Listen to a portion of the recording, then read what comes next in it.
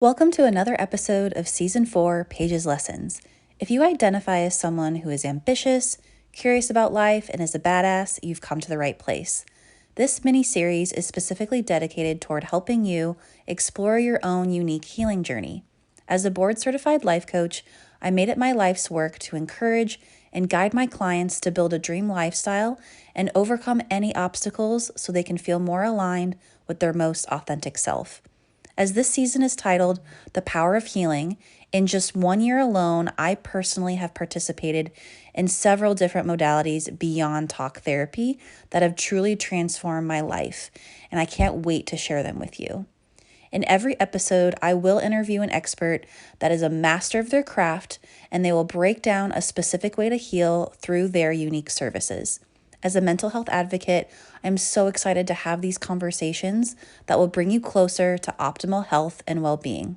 Together, we will discover how we define healing, what does healing actually look like and feel like into practice. Make sure to listen to all the episodes of this season, stay open-minded, and remember, healing is a process, not an event.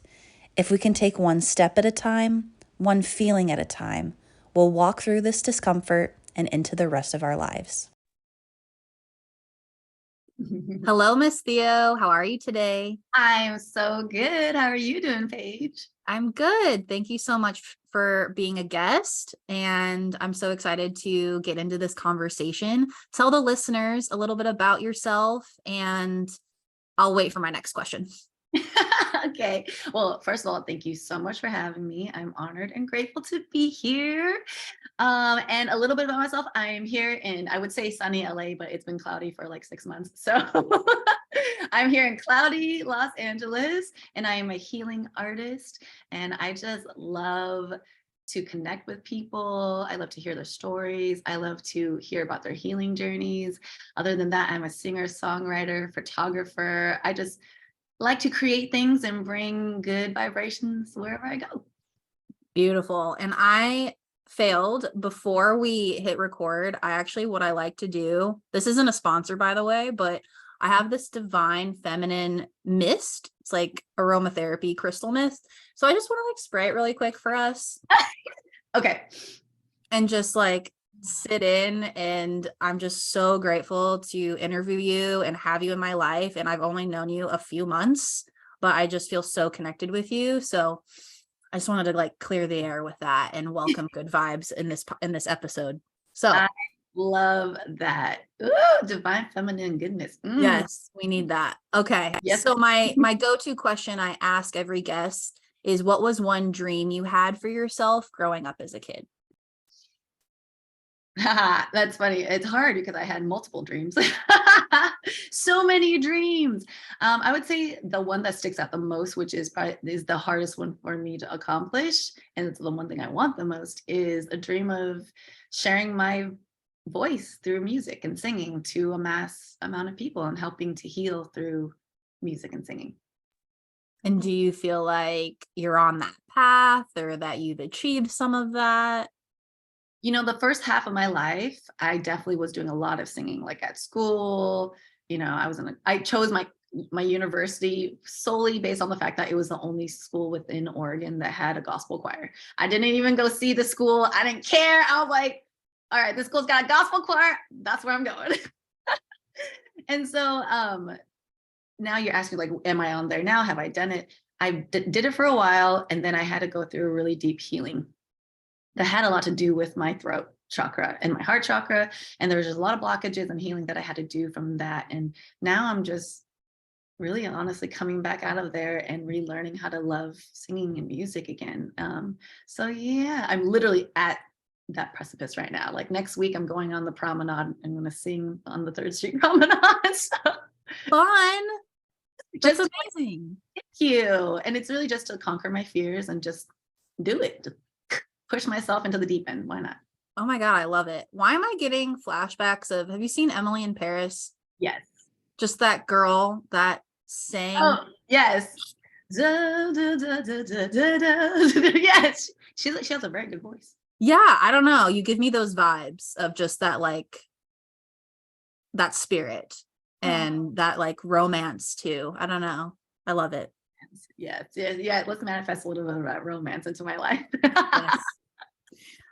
So my goal, I mean, what a great segue, right? You're working on that with your healing process, especially your throat and heart. Same here, girl. So for this season, I wanted to focus on the power of healing. How do we define it? What does it look like into practice? And my intention is to interview experts like yourself on these different modalities, because I believe there's so much more we can discover beyond just talk therapy. And I think it's just really powerful to notice all of the areas of our life. What are the strengths? What are the things we want to work on? And just pay attention to the healing journey, what that looks like for us. And so for me, I mean, I've been exposed to the term Reiki, but I never really on my own dug into it. I just kind of have a very surface level understanding. And so I don't want to talk about it on my own because that's ignorant. So I want to talk to someone that's totally in it, loving it, practicing it. So let's get started on this conversation. So what led you, Theo, to the space of Reiki, and also maybe clarifying what Reiki is versus like energy work, or I guess the semantics around that too? Yes. Well, thank you for providing this platform. I love, love, love that, because yes, what might work for one person may not work for the next person. So it's all about exploring and experimenting, which is kind of what my retreats, the empowered experiment, is all about. Yeah. So same thing, but in podcast form, which I love. So how I got here was through my own healing journey. So just to give you a little bit of background, I first moved to LA about 14 years ago for music originally, and then I got seduced by money and security, buy them dollar bills. And I did that for 10 years and it sucked my soul. And I was depressed and suicidal. And I just wasn't myself. I don't know who I was. I didn't recognize myself in the mirror. And so I dug really deep to do my healing for a few years. And then the pandemic came around, and my mentor and friend, Sarah from Energy House, she and Rebecca were teaching Reiki level 1. And I didn't even know what Reiki was, but it just called to me. I was like, I don't know what it is. I'll just show up and see what happens. What do we got to do during the pandemic? So we took the class. I took the class, and it's all about self-healing. So learning how to heal yourself first. And I practiced that for 6 months every single day. And it completely changed my life. Oh, I just got chills when I said that. Because it did. I used to carry so much anxiety here where my trauma was. I just be all up in my head all the time. But practicing this every day, like, removed that. And it gave me freedom from myself and freedom from my anxiety and my sadness and my depression. So once I saw how it affected me, I was like, wow, everybody needs to know about this cheat code. Reiki is a cheat code. So that's why I decided to learn and become a master, so I can help others heal themselves. And I truly believe that that's the greatest way we can help heal the world, is by starting here first, giving ourselves the power to heal ourselves first. And Reiki is just one of the modalities that you can try. And I love it. Reiki means spiritual energy. So you're like, what is that? What does that even mean? Everything's a frequency, everything's a vibration. So what Reiki is a beautiful high frequency form of healing energy light. So it's unconditional love, it's universal love, it's breath of life, it's everything that connects us.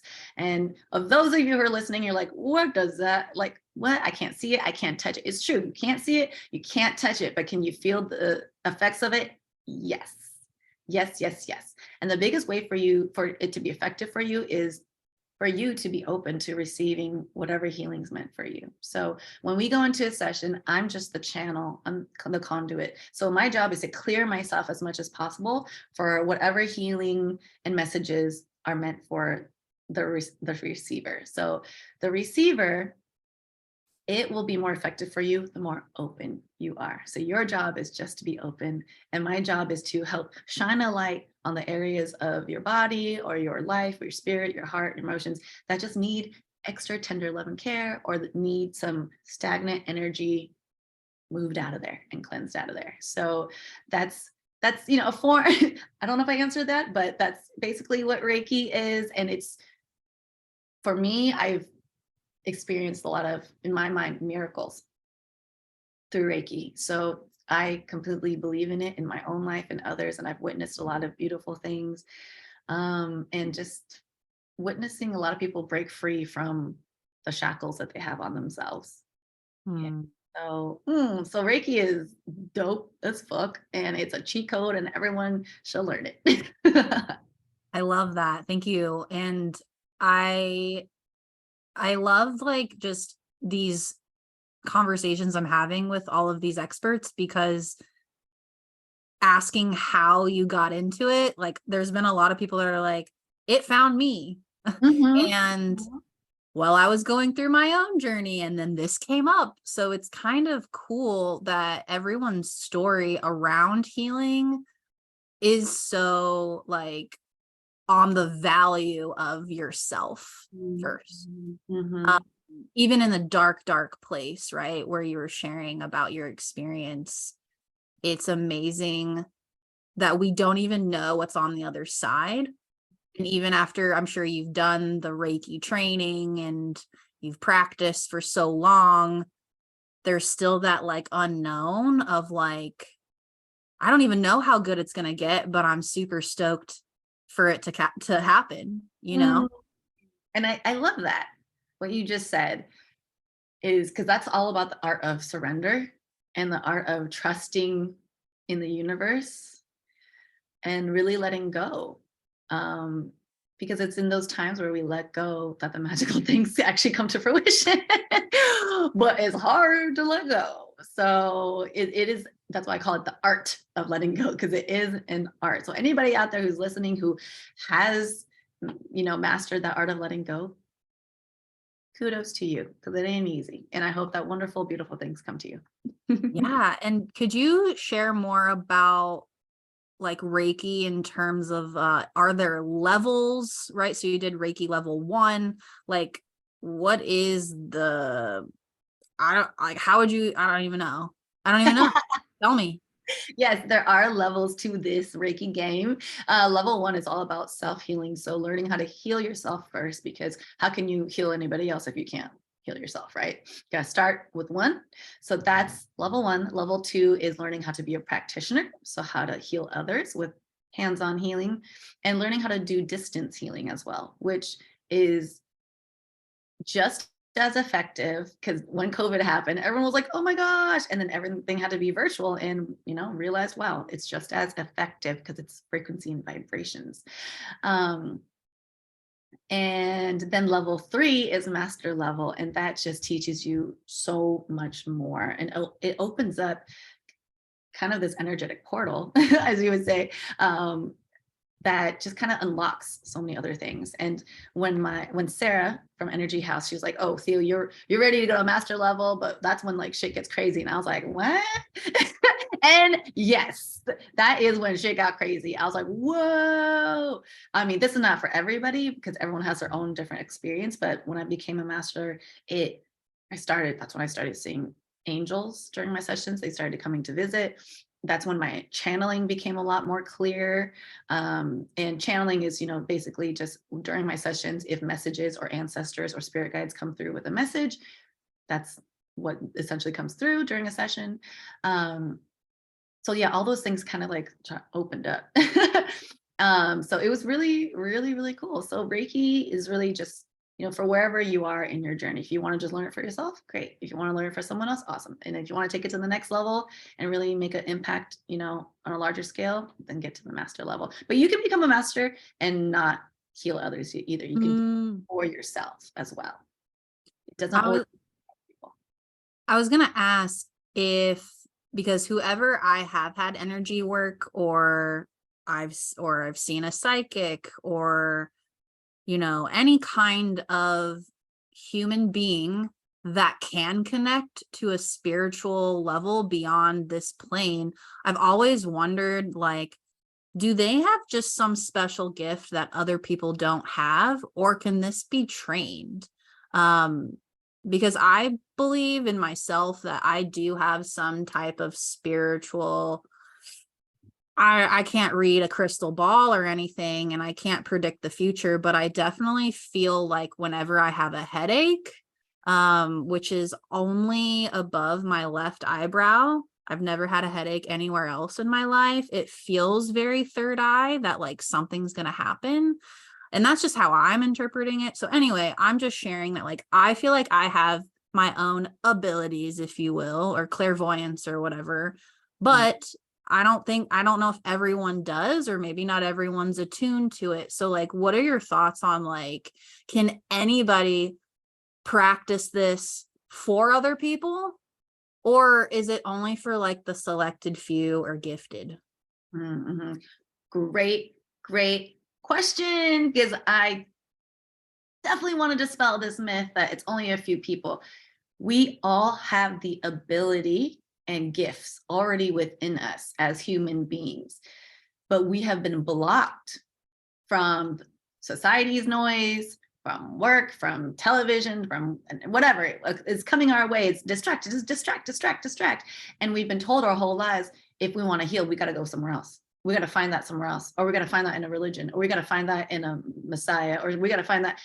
Now, first of all, let me say there's nothing wrong with being in a religion if that is what works with for you the best, right? But as a society, we've been told to look outwards.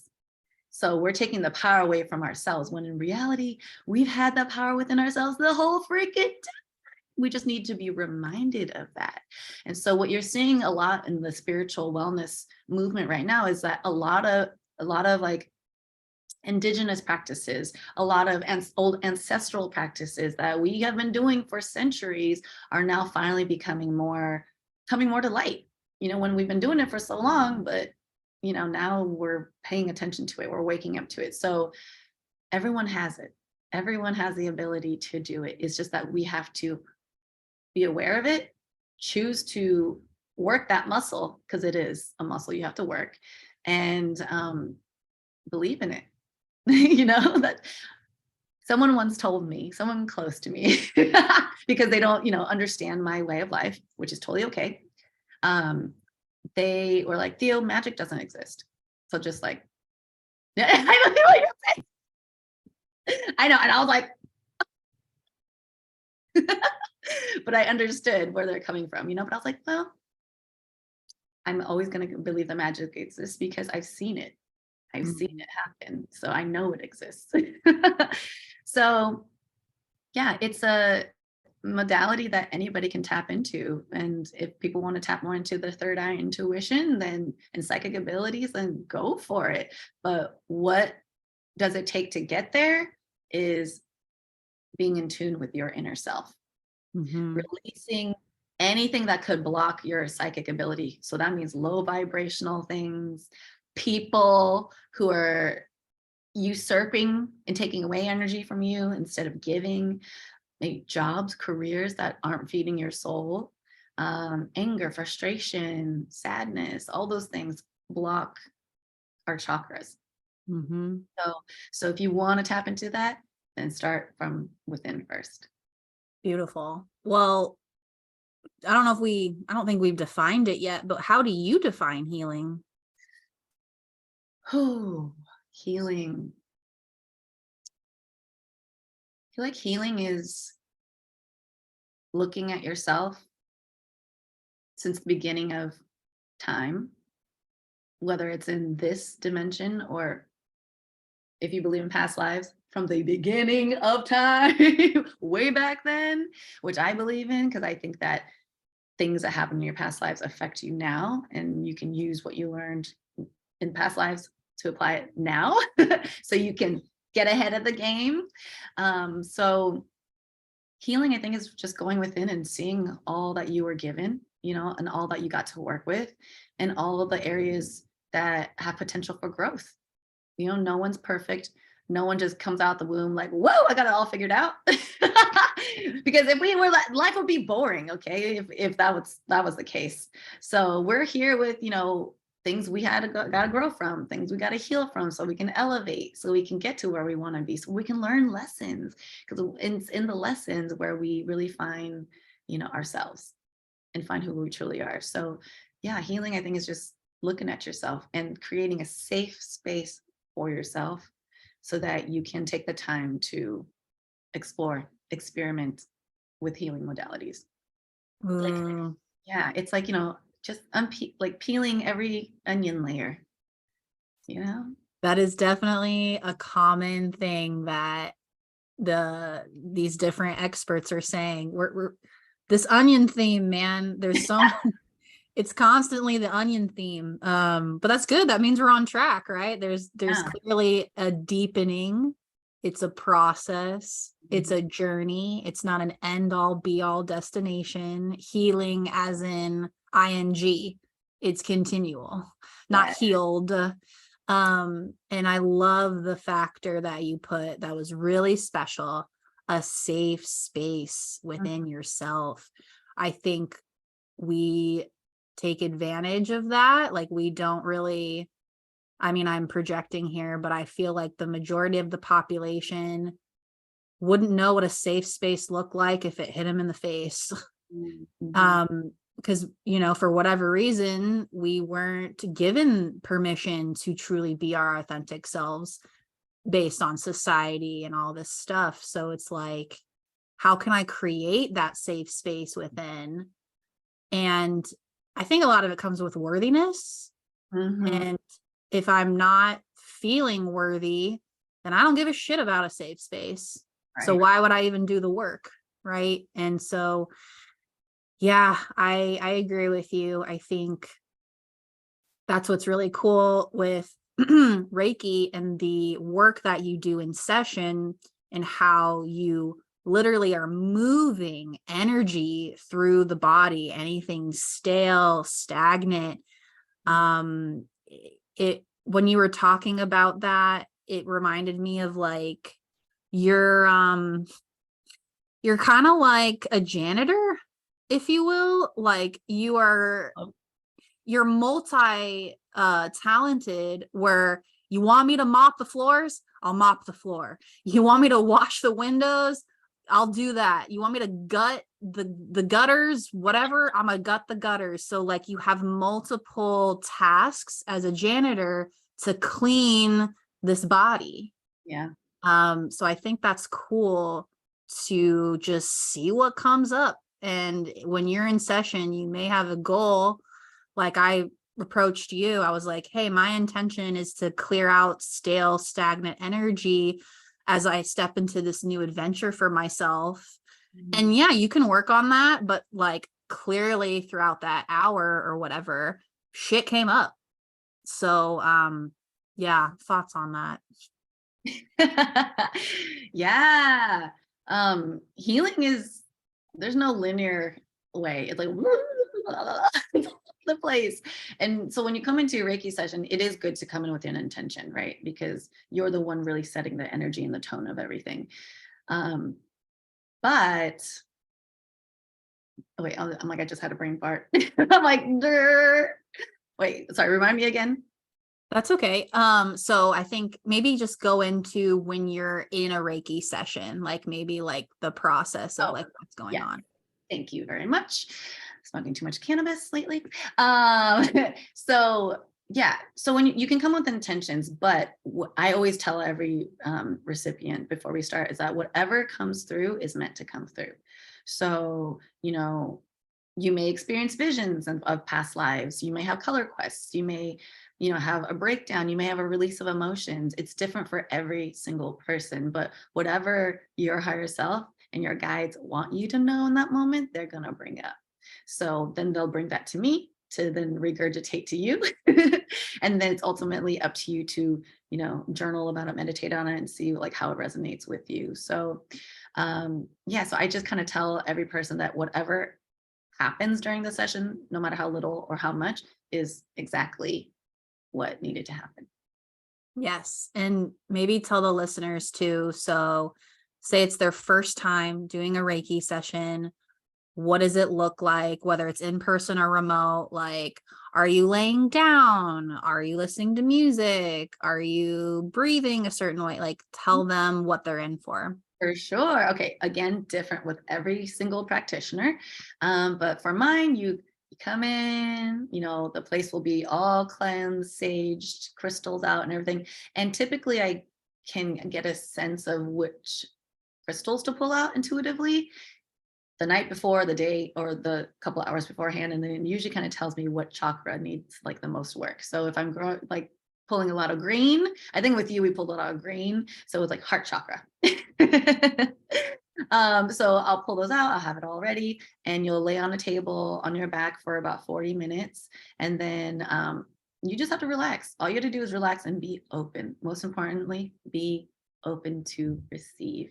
And so I'll go around, I'll scan your chakras and your body and see if there's anywhere in there that needs to be worked on. You'll hear me making noises. Like if I see like stagnant energy somewhere, I'll identify it and then I'll suck it out.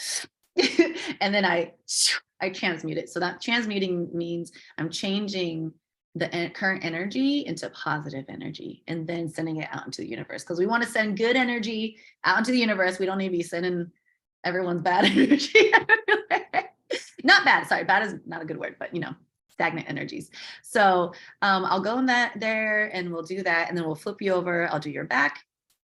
And then, so we'll work on your physical body, working on your spiritual body, your heart, and your mind as well, and rebalancing all of your chakras, working on your back, releasing some karmic stuff too, because some things may be attached to you just from like old ancestral cycles and karmic loops. So we take care of that. We pump some like good energy into your organs. We take care of everything. It's basically like a tune-up. And then afterwards, I do some drumming over your body. It's the buffalo drum, which I love so much. I mean, which you didn't get to experience in person because we did it virtually, but in person, it's everyone's favorite, and it's my favorite part, because you just really feel those like frequencies and vibrations really seeping into your body. And so when I'm doing that, I'm saying Daikon Mio, which means the empowering light of Reiki. So I'm locking that light into your body and your aura field. And then after that, I'll do a little root chakra sound bowl to bring your body and your mind, your spirit back into the space that we're in and back to earth, because we went on a journey. And then another sound bowl just to align our chakras. And I forgot to say in the beginning, we do a little breath work too, just to help you really be in the moment, and release any worries that you had before coming into the session. And then after that, we have a debrief that lasts about 30 to 45 minutes, just talking about, what you experienced, what intuitive messages came through. And yeah, we record it and you take it home and you can have it for later, and you can like revisit that, as much as you want. Because some things may make sense right away, and some things make sense like weeks or months or a year later. Totally. Awesome. Well, I guess like let's close that out and then we'll hop into like my experience. But so the client will do all those things, and then what are some tips for aftercare? Like, what do you tell them now that they're all open and exposed and cleansed? What's next? Yes, also great question, because there is an after process. So after that, for the next 21 days, you just downloaded all these higher frequencies, and our human bodies aren't used to that. So it's going to kind of like make our bodies go, whoa. So you might be really tired afterwards, or you might have like sudden bursts of energy. You might have no appetite. And then you might all of a sudden be like, I want to eat everything in sight. That's totally normal. Things may come up for you to address that maybe you have been like putting off to the side or haven't wanting to address. So in the next few weeks, you may have an emotional roller coaster, because it's going to bring up that shit for you to process. Then now that you're more open to, you might be seeing more synchronicities, more signs. You might be getting more vivid dreams. You're just going to be more open to hearing, not only your guides, but yourself and your higher self. You'll be a lot more connected to your higher self. So yeah, drink lots of water to detox. And most importantly, give yourself grace. Nourish yourself and give yourself grace, and know that it's not a race. It's a lifelong marathon. Lifelong marathon. Let me say that, because even I've been even guilty of like, okay, I'm done with my healing. And then as soon as I say that, it's like poof. You're like, oh shit, never mind. They're like, oh, you thought you were done? Here, let me humble you right now. You're like, oh, okay, my mistake. Yes. I love that. That's so important, because I think that's also that trap, right? Oh, I'm healed. We're good. I'm done. No more. Wait, KO, you're fucking not done. Yeah.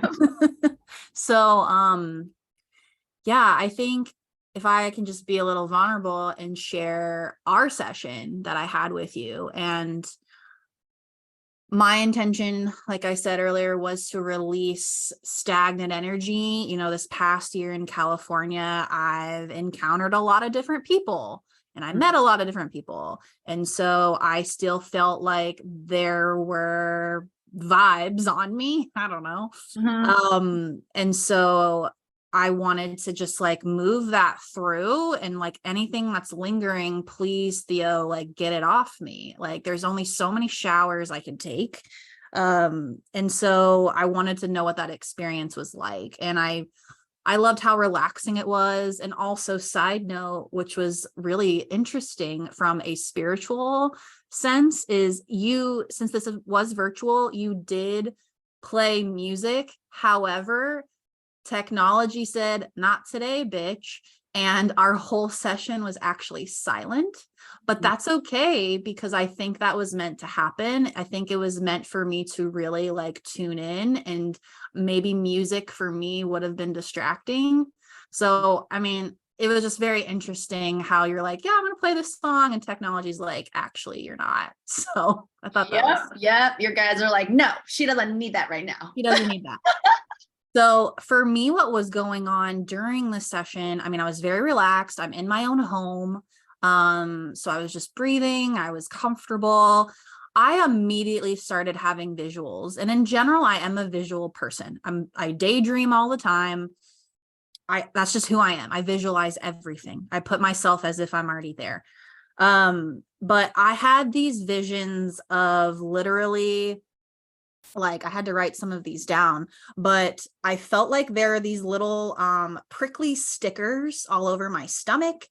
And like someone's hands were just taking them off and then like rubbing some like Vaseline on it, being like, oh, it's okay. And then just continue to prick, like taking them off.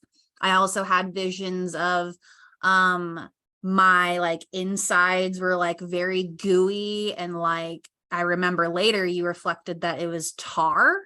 So just like this, there's just a lot of yucky shit going on that you're trying to cleanse out. And then I also had this random vision that I was riding a horse naked.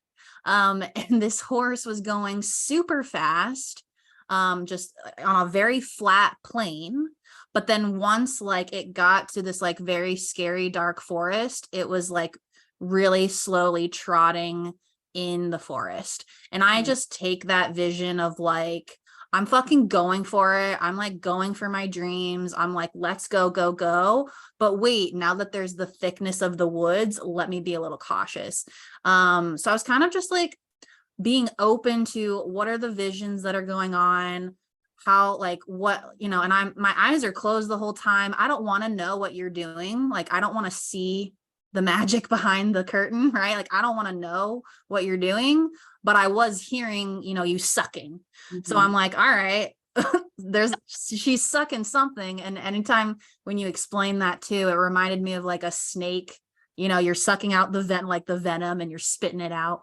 And then lastly, what I'll share on my end was I had very briefly, like, my grandma came in and she just like gave me a quick message of like, Paige, you just need to have more discernment of who's in your life, and because every single person from now on is going to have a purpose.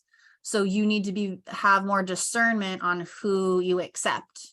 And that could be romantically, friendship, whatever. But just the discernment was really important. So I was like, okay, grandma, I hear you. And then my dad came in very briefly too. I think honestly, I think so. I've had a medium before. Like we had a session. This was like maybe a couple years ago. And I think honestly, and my dad passed away, I think honestly, anytime that I have any kind of psychic or practitioner, and there's a window of that my dad can come in, I think he just comes to just pop in just to say hi. Like I really do, because he left me I guess not early, but like he was older. So like I was technically like robbed of time, if that makes sense. So I think literally when my shit is open and I have a guide, I literally just think my dad is just like nosy, and he just like comes in, he's like, wait, can I just like talk to Paige like really quickly, even though like it's like really random. That's just I just feel like that's just like his vibe anyway. It's just like, wait, let me come in. I wanna say hi. So anyway, that was my energy experience. And then afterwards, I was really tired, but I felt open. I felt really good. I felt like a weight was lifted off, and I loved our debrief and the visions you had. So anyway, I'll wrap up my end so that you can talk, Theo. But I just wanted to share like my session with you and the impact that it had. Thank you for sharing. Thank you for sharing that, because it's such a personal session, so if you sharing it and just as an example to everybody is really beautiful. Yeah. And when you're talking about your dad, I was getting waves of chills. So yeah, he's definitely here. And it's super beautiful that we have an opportunity like that to still feel connected to them, because we are still connected through energy. Yeah, I love it. And I guess for the listeners, the listeners that are like, okay, well, I'm curious, like I've never done Reiki or any kind of energy work. Like, how would I even find someone that's legit? Because I feel like there's a lot of kooks out there. So what could be some steps, some green flags for people to look into if they wanted to hire one? For me, I always say referrals are the best, because if like your friend went to somebody or your friend's friend went to somebody and they like them, like that's always the best way to go. Because there's lots of people you can go to, and also there's people who do it different types of ways. So it's almost like finding like your hairdresser, or like you gotta find the right fit, and you might need to meet a couple people, but I would just go referrals. Who has the best like reviews, and who has what you're looking for? You know what I mean? Like I feel like people come to me based off of my energy, and I focus a lot on heart and throat chakra and empowerment. So I feel like a lot of people come to me are in that moment of their life where they're just like, oh, I feel stuck. I don't know what to do. Who am I? Let's break that shit open. Let's shine a light on that. So I would just say that's probably the best ways through referrals, word of mouth. That's a good idea. And like, but what if someone doesn't really know what they're looking for or what they want? They just are kind of just interested into it. Yeah, I mean, you can always Google, where you are. You can Google like practitioners, read their reviews.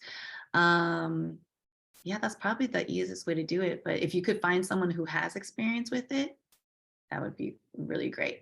But if you want to learn more about it, then there's also a book. There's tons of books that you can read about it, but there's one that I first started with, which is called The Japanese Art of Reiki. So Reiki originated from Japan.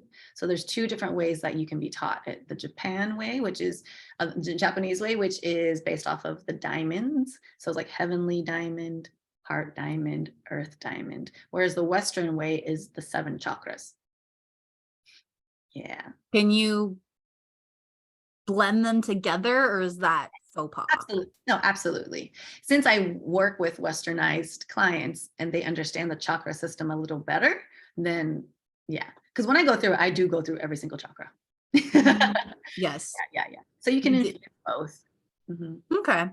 So okay, that's helpful. And you did, in our session, you went through each one. And for me, because I'm in my healing journey and I'm super fucking aware of like what's blocking me, what's going on, when you were giving me your feedback of like what you saw and what you experienced, like it wasn't that surprising to me. Some were, I was like, oh, like, but it was more just like a, well, duh. Yeah. I know that about me, but it's so validating. Like it's really like just confirming more of my journey or like what I'm working on.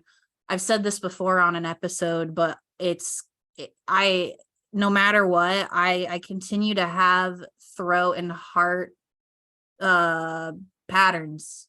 It's like no matter how much work I go, no matter how much work I do, shit's always there. It's like more than any other part of me, which is so fascinating because I feel like with the throat, you know, I know what the fuck to say and I feel very confident in myself, but I do have like in human design, I have an open heart.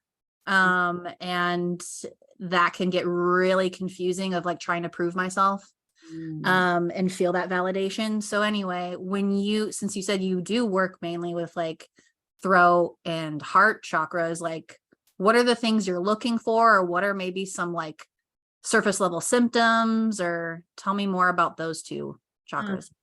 Okay. Symptoms that may,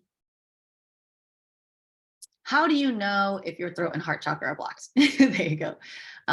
Throat chakra, I mean, first of all, do you have anxiety? Like, you know, sometimes like you're feeling like just tight, tense, painful, and that's sometimes trauma that's like stuck there.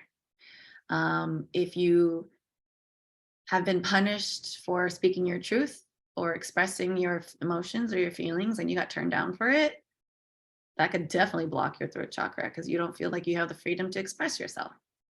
If you're at work and you have creative ideas, but you're scared to express them, that's also a block. Your heart chakra, so many ways that this can be blocked because love is so, a lot. Feelings of not loving yourself, feelings of unworthiness, that's blocking your heart. Fear, that blocks the heart. Fear of getting hurt, that blocks the heart. Feelings of just not being good enough, that blocks the heart. Oh my God, there's so many things, but it really starts with inside first. Do you love yourself first? Because if you don't love yourself, then you're not creating a safe space in your heart chakra to even receive love. And what is your advice on even just taking a baby step to loving yourself? Because a listener may be like, I don't even like myself, you know? So like a big jump to love is pretty big. So what could be maybe, in your opinion, a small baby step or a goal to just start liking and then eventually love? First of all, your higher self already loves you unconditionally. You are already loved. It's your human self who's gone through a bunch of shit that has built up walls to protect yourself, which is completely understandable. But we have to go back and unlearn those things. And so how do we like ourselves first? It's going back to that inner child, doing the things that bring you joy. Something simple as dance, taking a dance class, painting, singing, acting, being creative, creating something with your hands, doing art, doing something creative that opens up your heart chakra. And that brings joy. And the more joy you bring into your life, then the more you're going to be actually thinking and moving from a place of higher vibration. So the likelihood of you talking shit to yourself, it will be lower the more you fill up your own cup.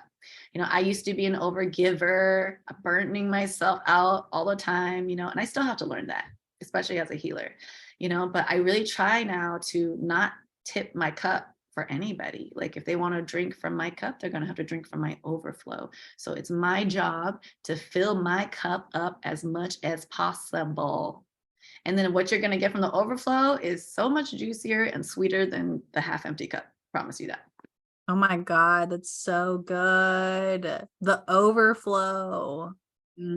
Oh man, that just like changes the game to I'm not going to settle for the bare minimum for myself, from other people.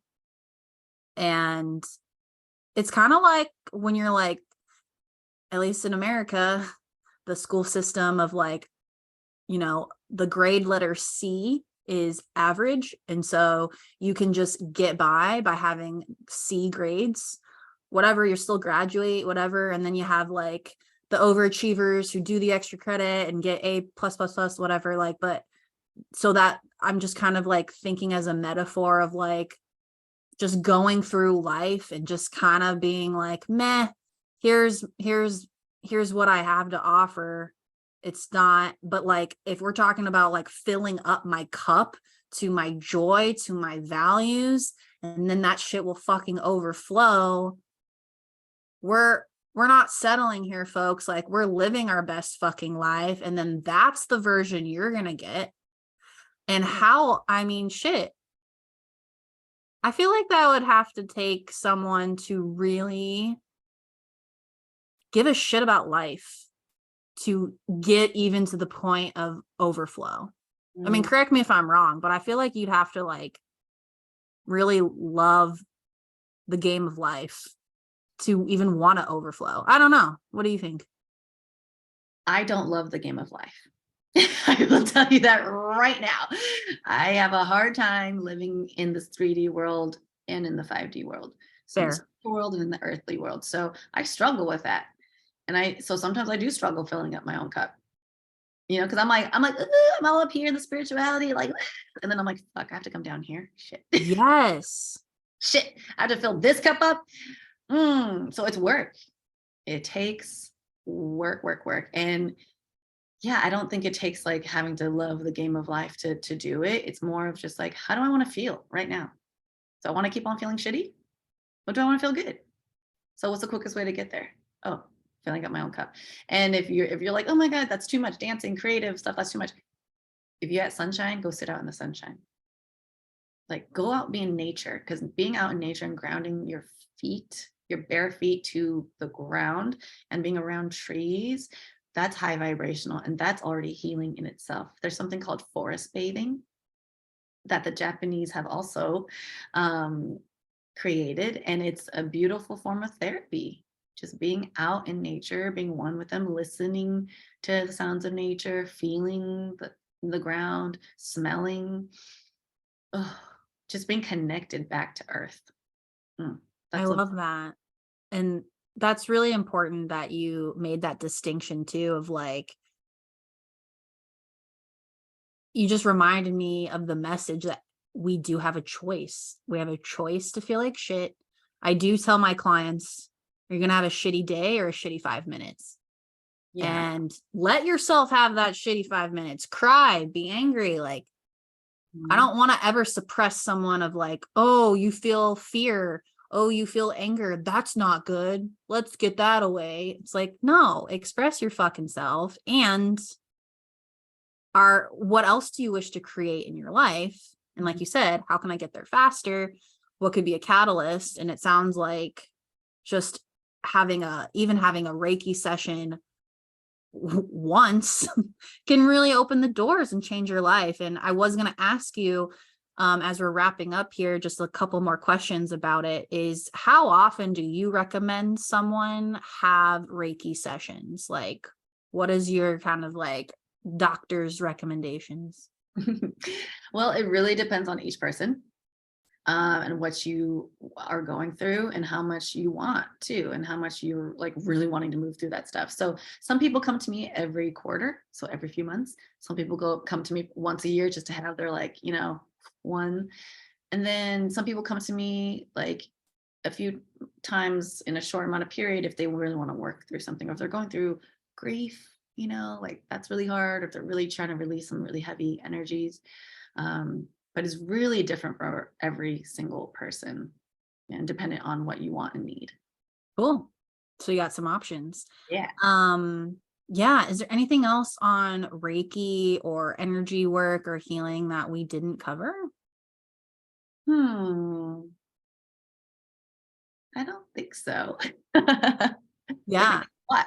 Amazing. I love it. Well, I want folks to make sure that they know about you, they can get connected with you. Are you offering any live events or virtual events? Tell us what's going on in your world. Yes. So virtually, if you are not in LA, that's okay. We can totally still work together. You can either take Reiki level 1 virtually, which is all about self-healing, or Reiki level 2, which is about becoming a practitioner. And then we can also do Reiki sessions through Zoom as well. And then if you are in the LA area, we can do it in person. And I've been also throwing these in-person retreats.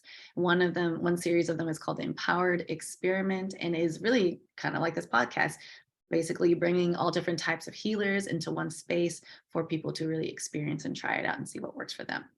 And then in August, when we have more information, we'll put it in the show link notes. But for my birthday this year, I'm turning 40 in a couple months. And so for my birthday, I wanted to throw a Sunday night dinner, which is something I've been really wanting to do for a long time. And when I was going through, so I used to be the friend who would like feed everybody, like everyone come over, let's feed and like hang out and just like have a good community. But then when I became really depressed and suicidal, I didn't have that capacity anymore. And then I felt kind of lost not having that identity actually. And so, but it was when my friends were like, Theo, we know you're not feeling well, but just come over and eat. And like, you can take a nap. Like, you don't have to say anything. Just come over and eat, take a nap, whatever. And that was so comforting and healing for me. And not everybody has those types of friends and has that community, especially in LA, because we're full of transplants. So I wanted to create a Sunday night dinner for other people who are feeling lonely, sad, disconnected, who just want a warm space to land, and a nourishing meal. So I'm hoping to throw that for my birthday this year. Fun. It'll be a fundraiser as well. Amazing. Beautiful. Yep. You can find that in the show notes. And where can the listeners go to connect with you? Yes, the easiest way is probably through Instagram. I have like 5,000 Instagrams. So the first one you can start with is I am Miss Theo. That's my personal one. It's IAMMISSTHEO. And in my link tree, off of that, you'll find everything else. So I'm a photographer. You can find me there, or you can go to my website, theotakesphotos.com. You can also go to my Healing House of Theo Instagram as well. But you can find all that in there. Perfect. I love it. Well, Theo, thank you so much for taking the time. I know our friendship is very new, but I'm truly honored that you're in my life. And I just think you're such a beautiful fucking soul. Like, I'm speechless, really. Just like when I first met you, which was at a rooftop retreat in LA, it was just like so rad. And she was taking pictures. I was like, this girl's energy is like ridiculous, like so contagious. I was like, I need to know who this bitch is. So I'm just like super grateful for you. Thank you for my Reiki session. Thank you for coming on. I hope you had fun. I had such a good time. So thank you for seeing me, first of all. I appreciate that. And thank you for providing this platform for me to talk about my work and my mission here on Earth. And I'm so grateful to know and meet you too. And I'm excited for your adventure, girl. So I'll be rooting you on the whole way. Thank you so much. Awesome. Well, thank you, Theo, for taking the time to share your words of wisdom. Thank you to my listeners out there. And remember, every single day provides a lesson. Go out there, dream big, and I'll catch you next week. Take care. Love it.